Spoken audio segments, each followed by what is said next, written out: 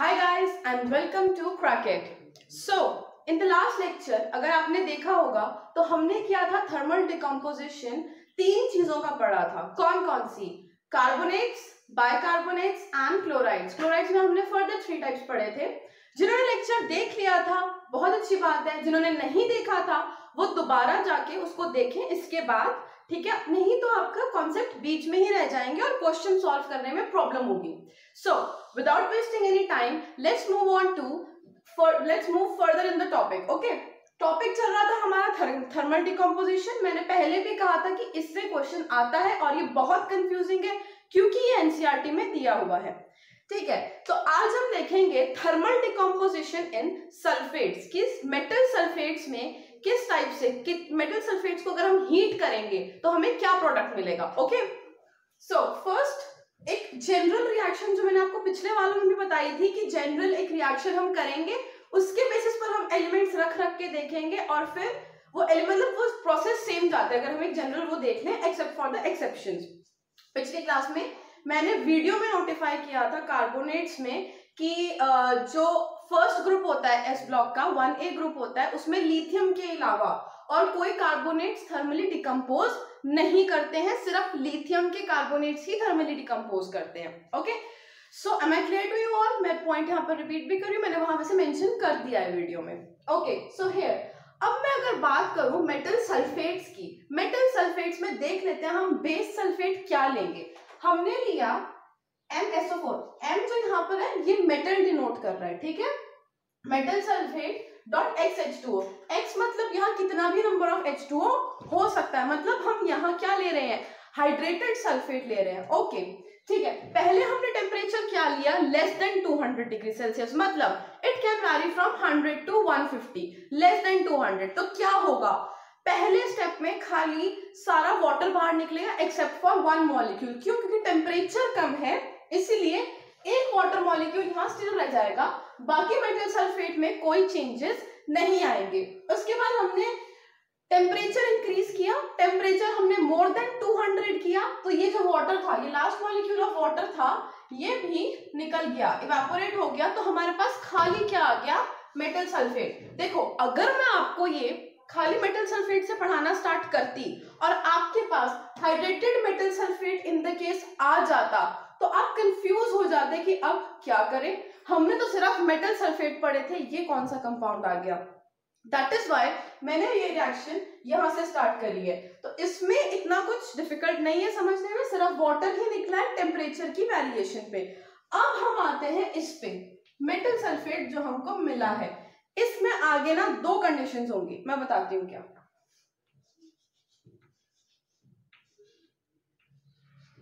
We have metal sulphate है, ठीक है? अब देखो जो वेरिएशन है ना वो टेम्परेचर डिफरेंसेस पे आएंगी। देखो मैं बताती हूँ क्या आएगी। अगर तो हमारा टेम्परेचर होगा लेस देन 800 डिग्री सेल्सियस, अगर temperature less than 800 degree Celsius होगा तो क्या क्या मिलेगा, एक मेटल ऑक्साइड मिलेगा, एक मेटल ऑक्साइड मिलेगा और दूसरा क्या मिलेगा, यस टेम्परेचर कम है ना तो यहाँ पर SO3 मिलेगा। ठीक है, वो कहोगे इसमें क्या बड़ी बात बता दी, टेम्परेचर कम है तो SO3 मिलेगा। बताती हूँ क्या बड़ी बात बताइए। देखो ये टेम्परेचर 800 था तो ये मिल गया। अब अगर मैं टेम्परेचर मोर देन 800 करती हूँ तो क्या मिलेगा, मेटल ऑक्साइड सेम रहेगा लेकिन किसका डिसोसिएशन होगा, इसका, ये डिसोसिएट हो जाएगा किस किस में, SO2 प्लस हाफ O2 में। आई होप ये पॉइंट याद रहेगा आपको। क्या पॉइंट याद रखना है, फर्स्ट पॉइंट सिंपल था, वाटर निकाला, हमारे पास मेटल सल्फेट आ गया। यहां पर जब हमारे पास मेटल सल्फेट आया तो इसमें 2 कंडीशन थी, if temperature is less than 800 degree Celsius, एक तो मेटल ऑक्साइड मिलेगा, ऑब्वियस है ये तो मिलना ही है, दूसरा हमें SO3 मिलेगा जब हमारा टेम्परेचर कम है। लेकिन जब टेम्परेचर ज्यादा होता है तो हमें पता है कि टेम्परेचर ज्यादा होने पर डिसोसिएशन भी ज्यादा होती है क्योंकि बॉन्ड्स तोड़ता है टेम्परेचर, एनर्जी इंक्रीज करता है मॉलिक्यूल्स की और बॉन्ड्स तोड़ता है। ठीक है, तो एक मेटल ऑक्साइड तो हमें ऐसा का ऐसा मिलेगा। देगा, क्योंकि इतना टेम्परेचर भी नहीं है कि इसको तोड़ सके, ठीक है। लेकिन क्या तोड़ देगा वो? SO3 को SO2 और हाफ O2 में वो तोड़ देगा, ठीक है। I am clear to this point. Now let's see some examples.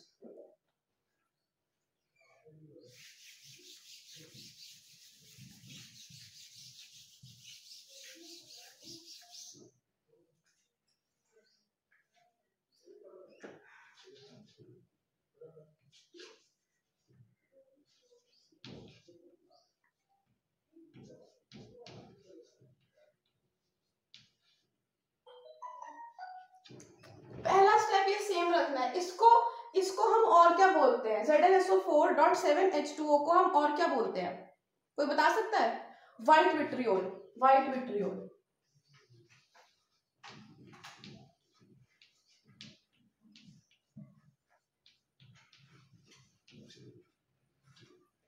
इसको हम व्हाइट विट्रियोल भी बोलते हैं। Condition same, temperature less than 200, तो क्या हुआ? 7H2O के 6H2O निकल गए, 1 H2O बचा, मतलब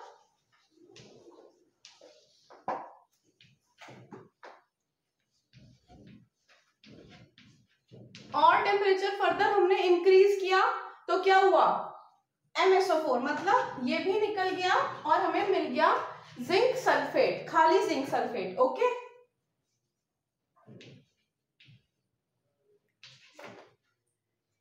we got the zinc sulphate. अब मैं कंडीशन जो दे रही हूं, मैंने यहां टेम्परेचर रखा more than 800 degree Celsius. More than 800 degree Celsius रखा मैंने यहाँ पर टेम्परेचर, तो हमें क्या क्या मिल जाएगा? SO2 और हाफ O2 मिल जाएगी। मतलब एक इसका ऑक्साइड तो मिलेगा ही, ये ऑक्साइड तो मिलेगा, लेकिन क्योंकि टेम्परेचर ज्यादा है तो इसके साथ मुझे SO2 plus half O2। Reaction clear है, रिएक्शन इजी है, metal oxide SO2 half O2, क्योंकि टेम्परेचर ये था, ठीक है। ओके, अगर मैं इसमें MgSO एक क्वेश्चन दे रही हूँ, बिल्कुल ऐसा ही है, सॉल्व करना, कोई चेंजेस नहीं है उसमें। यहाँ मैंने ZnSO4.7H2O लिए थे, आगे मैं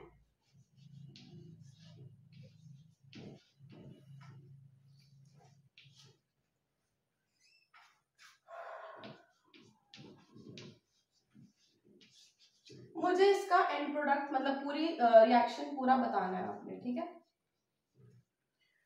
ये सारा मुझे आप रिएक्शन सॉल्व करके बताएंगे, डन, ठीक है। ये मैं सॉल्व नहीं कर रही हूँ, बट मैं एक हिंट दे रही हूँ कि जैसा ये था एज इट इज ये भी सॉल्व होगा, और इसको हम एप्सम सॉल्ट बोलते हैं।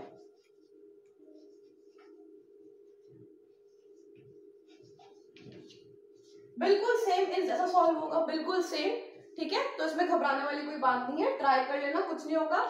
6 वाटर पहले यहाँ से निकलेंगे, 1 H2O इसके साथ बचेगा MgSO4 के साथ, फिर दोबारा फर्दर हीट करेंगे तो हमारे पास MgSO4 बच जाएगा, फिर फर्दर हीट करेंगे तो MgO, क्योंकि मेटल ऑक्साइड मिलता है, और SO2 और हाफ O2। Simple, okay.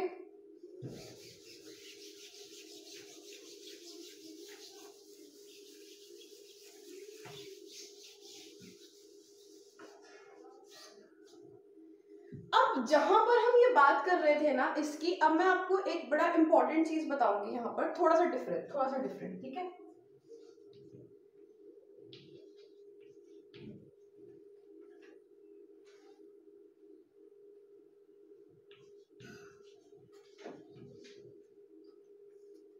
देखो, मैंने लिया है FeSO4.7H2O।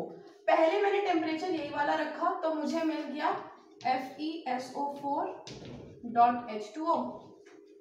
फिर मैंने इंक्रीज किया तो मुझे मिल गया FeSO4। अब देखो, जो यहाँ पर ये FeSO4 है ना, इसे मैंने बोला एनहाइड्रस फेरस सल्फेट, क्योंकि वाटर रिलीज हो चुका है। वाटर जब निकाल देते तो हम उसको एनहाइड्रस बोलते हैं, ठीक है। इसका कलर क्या होता है? व्हाइट। इसका कलर क्या होता है? व्हाइट, ठीक है। अब मैंने इसे जब हीट किया, लेस देन कितना? 800, लेस देन 800 मतलब 350 डिग्री सेल्सियस पे।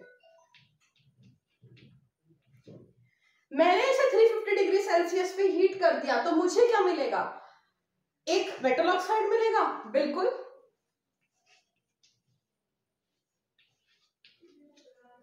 प्लस मैंने क्या कहा था, टेम्परेचर कितना होना चाहिए उसको डिसोसिएट कराने के लिए, मोर देन 800। लेकिन यहाँ कम टेम्परेचर मैंने दिया है तो क्या होगा, दो गैसेस ना एक साथ मिलेंगी। यहां पर मुझे दो गैसेस एक साथ मिलेंगी, कौन कौन सी,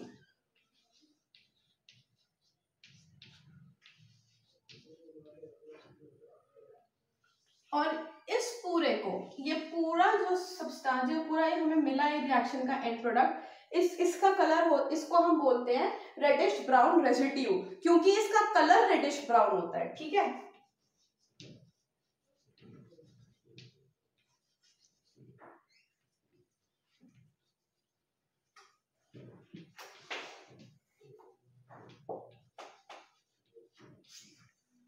okay, clear, this thing is clear, this thing is clear. Okay, आगे चले, क्या क्या किया मैंने, यहां तक सब सेम था। फिर उसके बाद मैंने इसका ऑक्साइड बनाया, आयरन का ऑक्साइड बनाया, यहाँ पर कलर इसका व्हाइट था, ठीक है। फेरस सल्फेट का कलर व्हाइट था, मैंने 350 डिग्री सेल्सियस पे हीट किया। तो कायदे से आप बोलोगे कि सिर्फ SO3 मिलनी चाहिए थी, क्योंकि दो कंडीशंस बताई थी मैंने आपको, या तो SO3 मिलेगी या SO2 प्लस हाफ O2 मिलेगा। लेकिन इस केस में क्या हो रहा है, लो टेम्परेचर दे रहे हैं पर हमको दो गैसेस मिल रही हैं, SO2 और SO3, और इस पूरे को मिला के मतलब आयरन का ऑक्साइड, SO2 और SO3 को मिला के एक हम बोलते हैं इसे sulphur brown, sorry reddish brown residue. Reddish brown residue इस पूरे को मिला के, इस पूरे एंड प्रोडक्ट को मिला के बोलते हैं। Am I clear to you? Okay fine, अब हम चलते हैं आगे। इसी में मैं आपको दो चीजें और बताती हूँ।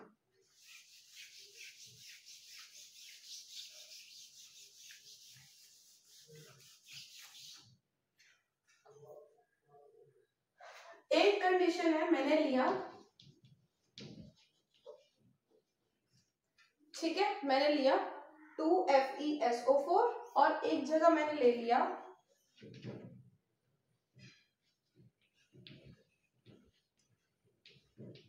देखो फर्क क्या है, आयरन की जो वैलेंसी होती है ना वो वैरी करती है, वो +2 और +3 दोनों होती है। आयरन की वैलेंसी +2 और +3 दोनों होती है।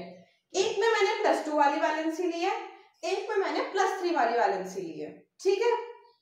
अब क्या हो रहा है, मैं यहां जो आपको बताना चाहती हूँ, अगर मैं इससे आयंस को अलग अलग कर दूं तो हमें क्या मिलेगा, Fe+3 SO4 -2, यहां पे Fe+2 SO4 -2। देखो यहां क्या है कि जो आयंस है हमारे, इनको तोड़ने के लिए टेम्परेचर ज्यादा लगता है एज कंपेयर टू दिस। क्यों? जो हमारा यहां पर है ना ये कंपाउंड Fe3SO4, इसकी जो पोलराइजेशन पावर होती है वो ज्यादा होती है। क्या होती है? पोलराइजेशन पावर ज्यादा होती है, जिसकी वजह से क्या होता है कि इनके बॉन्ड्स को टूटने के लिए एनर्जी कम लगती है, वो आपस में ही रिपेल कर देते हैं एक दूसरे को। समझ आई मेरी बात? प्रोडक्ट्स दोनों के सेम बनेंगे, प्रोडक्ट्स में फर्क नहीं आएगा, प्रोडक्ट सेम है, लेकिन इसके लिए टेम्परेचर कम चाहिए होता है और इसके लिए टेम्परेचर ज्यादा चाहिए होता है। फर्क इसकी जो पोलराइजिंग, हाई पोलराइजिंग पावर है इस कंपाउंड की,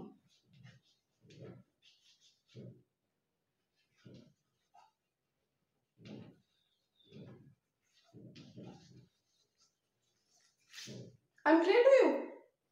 समझ आई ये बात? इसकी हाई पोलराइजिंग पावर थी तो आपस में रिपल्शन करेंगे, अपने बॉन्ड्स खुद ही तोड़ देंगे और कुछ नहीं होगा। इसमें क्या होगा, पोलराइजेशन पावर कम होगी, इसलिए इसको तोड़ने के लिए हाई टेम्परेचर चाहिए होगा। उसके बाद अब मैं और सल्फेट बताऊंगी। नेक्स्ट जो मैं आपको सल्फेट बता रही हूँ ना, इसके आगे के मैं जो आपको दो सल्फेट बताने वाली हूँ वो एनसीईआरटी में एज इट इज मेंशन्ड है, तो उसको ध्यान से देख लेना, ठीक है।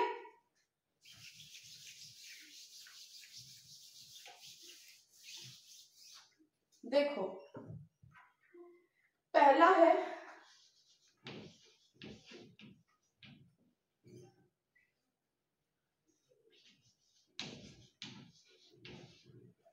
ठीक है, इनिशियल स्टेप सबके सेम रहेंगे, इनिशियल स्टेप सबके सेम रहेंगे, यहां तक सारा सेम रहेगा, ठीक है।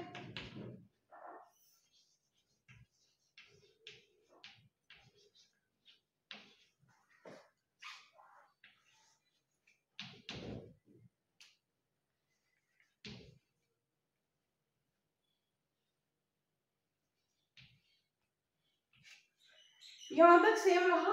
अब इसके आगे इसको डिसोसिएट कराने के लिए हमें टेम्परेचर जो है वो कंडीशनल है कि टेम्परेचर इज इक्वल टू 800 ही चाहिए सिर्फ इन द केस ऑफ कॉपर। मतलब यहां पर जो हम कह रहे हैं टेम्परेचर लेस देन और ग्रेटर देन, यहां हमें टेम्परेचर इक्वल्स टू 800 चाहिए, ये नेसेसिटी है यहाँ की, ठीक है, नहीं तो रिएक्शन कैरी आउट नहीं हो पाएगी।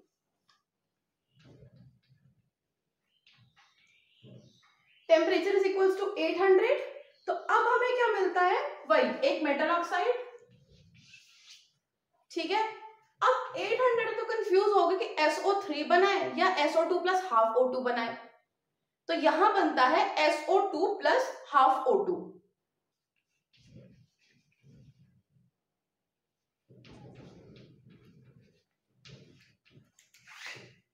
समझ में आई ये बात?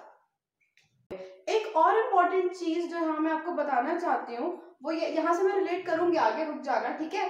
तो अब ये जो हमारा कंपाउंड है ना, ये कॉम्प्लेक्स कंपाउंड मतलब कोऑर्डिनेशन स्फीयर के अंदर बनता है। देखो इसका स्ट्रक्चर देखना, और इसमें स्ट्रक्चर बनने के बाद आप देखोगे कि इसमें 4 बॉन्ड बन रहे हैं। 4 बॉन्ड कौन कौन से दिखाती हूँ।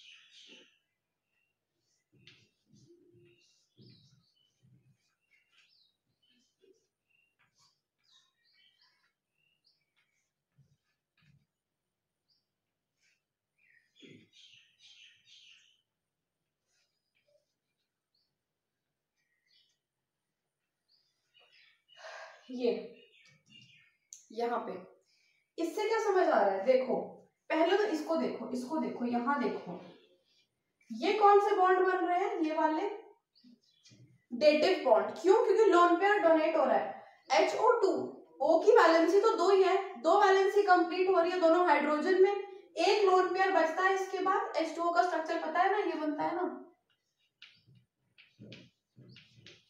ये वाला होता है, ठीक है। तो एक लोन पेयर बच रहा है यहाँ पे, ये वाला लोन पेयर का कोऑर्डिनेशन बॉन्ड मतलब ये अपना डोनेट कर देता है Cu को इन ऑल दीज, तो यहाँ एक क्या बन गया, ये डेटिव बॉन्ड।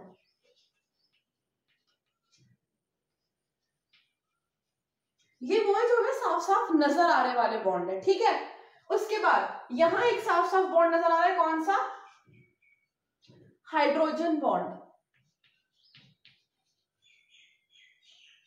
ठीक है। और कोवलेंट बॉन्ड, ये जो बन रहा है ये कोवलेंट बॉन्ड। अब देखो कोऑर्डिनेशन कंपाउंड जिन्होंने पढ़ लिया है ऑलरेडी, उनको पता होगा कि कोऑर्डिनेशन स्फीयर के साथ जो बाकी बचा हुआ उसके कोऑर्डिनेशन स्फीयर के बाहर का होता है, कोऑर्डिनेशन स्फीयर उसके साथ आयनिक बॉन्ड बनाता है। मतलब यहाँ जो ये बॉन्ड बन रहा है ना, इस पूरे स्फीयर के उसके और इस वाले के साथ, ये है अपना ionic.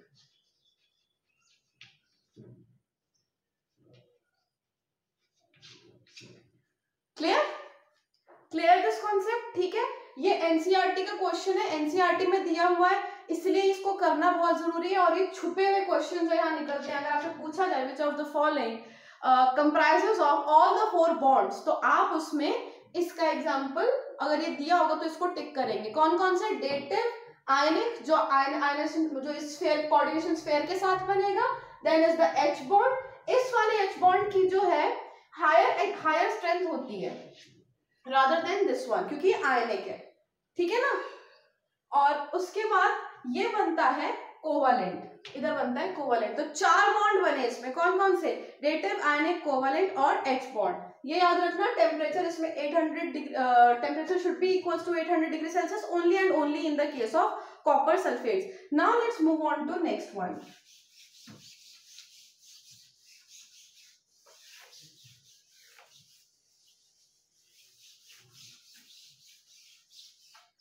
Next we have calcium sulphate. देखो CaSO4.2H2O, कोई बता सकता है इसका कॉमन नाम? ये है जिप्सम, जिप्सम या जिप्सम बोलते हैं इसको।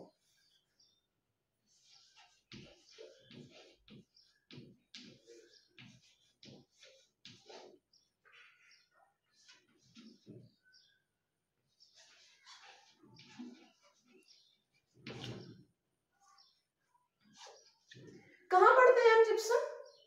एस ब्लॉक में, 11th की केमिस्ट्री की 11th क्लास की chemistry NCERT S block, gypsum CaSO4.2H2O। अब यहाँ पर टेम्परेचर मैंने सेम रखा तो आप कहोगे कि एक H2O बच जाएगा? नहीं, यहाँ पर एक H2O नहीं बचता है, यहाँ बचता है half H2O।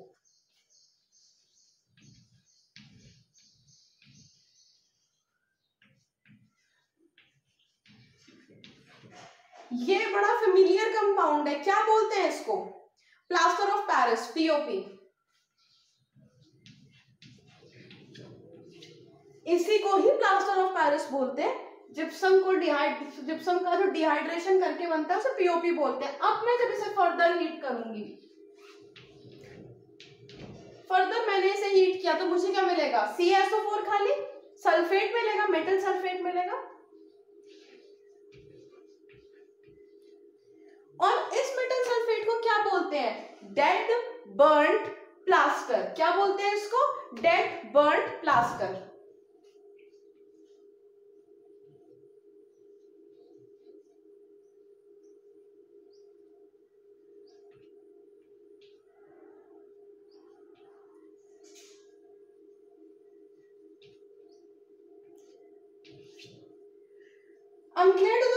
I'm clear with this point। यहां तक मैं क्लियर हूं। डेड बर्न प्लास्टर मिल गया इसका। अब इसके बाद क्या होगा? यहां से इसके साथ प्लस हाफ H2O अलग निकल जाता है, बस इतना सा याद रखना, ठीक है।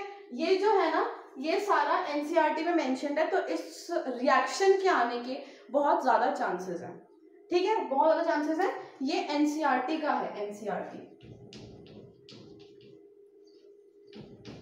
और इनऑर्गेनिक में एनसीईआरटी बहुत इंपॉर्टेंट। तो मैंने क्या बोला? जिप्सम CaSO4.2H2O को जब मैंने हीट किया टेम्परेचर लेस देन 200, तो मुझे क्या मिला? मुझे रादर देन MSO4.H2O की जगह MSO4 दैट इज CaSO4.5H2O मिला, जिसको हम प्लास्टर ऑफ पेरिस भी बोलते हैं। और उसको हमने जब फर्दर हीट किया तो उससे मुझे मिला dead burned plaster plus half H2O। मतलब जो हमें ट्रेंड फॉलो कर रहे थे कि SO3 और SO2 मिलेगा, वो हमें इस रिएक्शन में नहीं मिल रहा है। तो ये एक एक्सेप्शन भी हो गई उस जनरल रिएक्शन की। More over important compounds, S block के सेकेंड ग्रुप के इंपॉर्टेंट कंपाउंड का बहुत इंपॉर्टेंट पार्ट है ये, ठीक है। एक और रिएक्शन एनसीईआरटी की ही यहाँ पे बताती हूँ।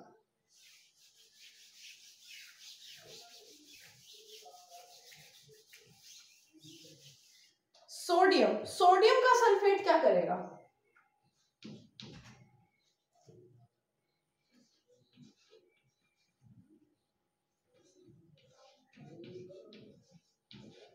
NaCO4, इसको क्या बोलते हैं? Global salt.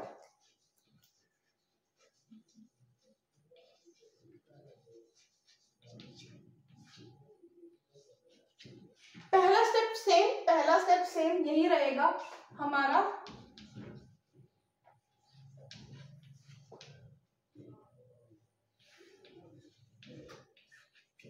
दूसरा स्टेप भी सेम क्या कि ये निकल जाएगा।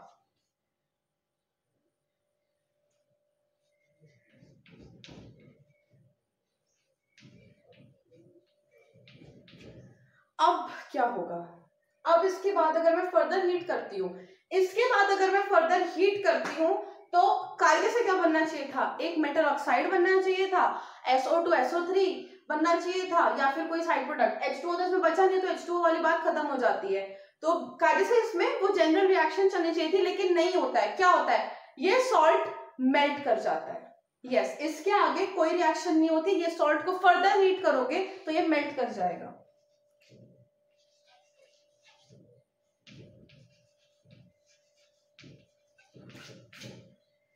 This, I hope I am clear with this to you all, है ना, ये क्लियर है। इसमें ऐसा कुछ भी ज्यादा मुश्किल नहीं है, so here we complete with the decomposition, thermal decomposition of sulfates. In next lecture I am going to take the thermal decomposition of nitrates, ठीक है। तो अगर आपको इसमें कोई भी डाउट हो तो मेरी ईमेल आईडी नीचे मेंशन्ड है, उसमें पूछ लेना। अगर आपको इसके शॉर्ट नोट्स चाहिए हैं तो join my telegram, and any suggestion please tell me in the comment box. I hope this was easy for you, just revise it. This is from NCERT and this part is very very very important. I am telling you again and again. So see you in the next lecture. Thank you, and don't forget to subscribe, like, share and press the bell icon. Thank you.